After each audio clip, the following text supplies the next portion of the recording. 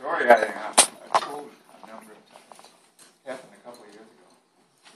In 7th grade, the last 2 years, I had 7th graders. I spent most of my life with 10, 11, and 12.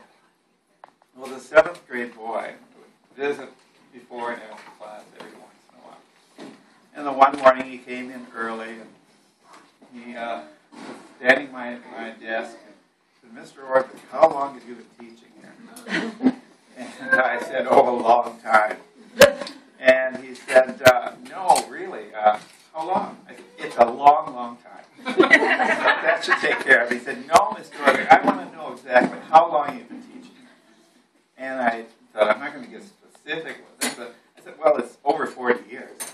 And he said, "Aha, my grandmother was right. She said she had you in class."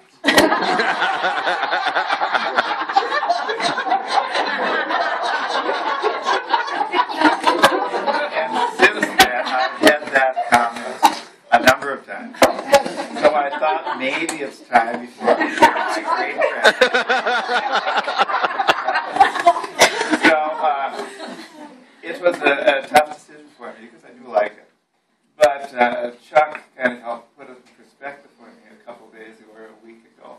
He met me in the hall and he patted my shoulder and he said, "Ron, I just want to let you know that when you started teaching, I was still in high school." And I thought, as I walked away, I thought, he's retiring. So I thought, well, maybe this was the right decision.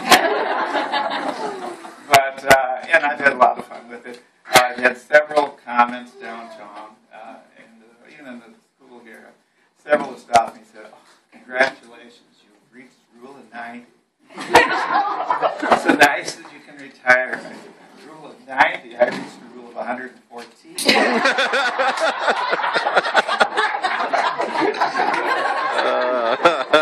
Rule of 90 for me was 12 years ago. So, but I guess that's okay. Incidentally, one of the people in here was in my first class when I came to Benson. Shane Tilke. But he stayed!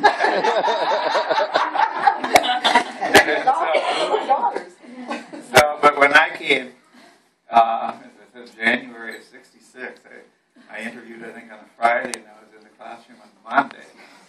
And, I wasn't much older than a lot of the kids in here. I was 21 at the time. I never thought I'd be here this long. My family, I'm from north of Moorhead, a little town called Shelley.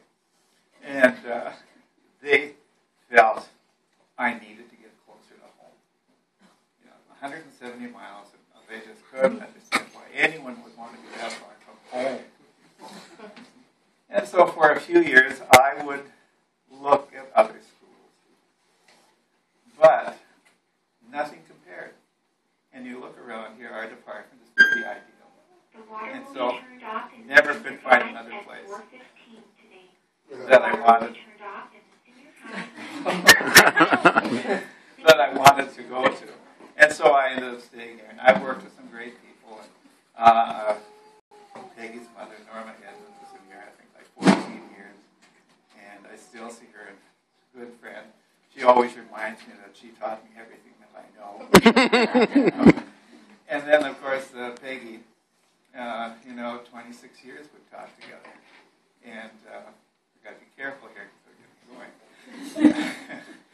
Wonderful person. Best friend.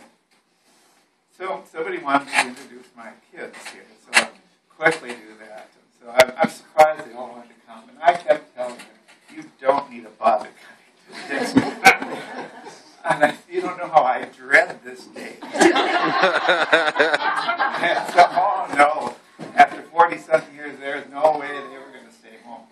So they took off from school and brought all the grandkids. So we have Lee is here as our oldest son, and he teaches English at Cambridge.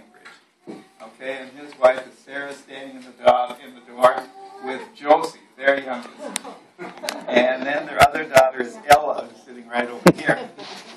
Okay, and then we have Thea, who talked earlier. Thea teaches English in Cambridge also.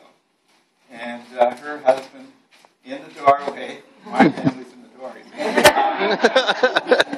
And Josh, he teaches social studies in Cambridge. And then I should mention Sarah, she is the horticulturist at the St. Paul Hotel in St. Paul. So if you've been at the English Garden here or there, that's quite a place. That's hers. And so, and then their kids, we have Avon, Keegan, and Anya is back in the doorway there. Okay. And Lee and Thea teach in the same high school, and they live across the alley from each other. Okay. And then our youngest son is Scott, and Scott's over here, and he teaches social studies at Annandale Middle School. And his wife, Kelly, is here, and she teaches math at Annandale High School. And then their son is Bergen. Okay? I have my mother-in-law here, Marilla Matheson, and then my wife, Lynn. And we're going to be...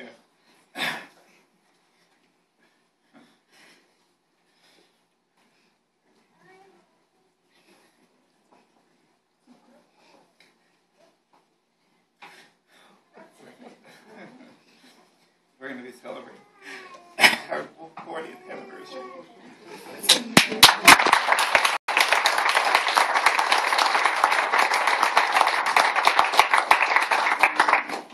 She's always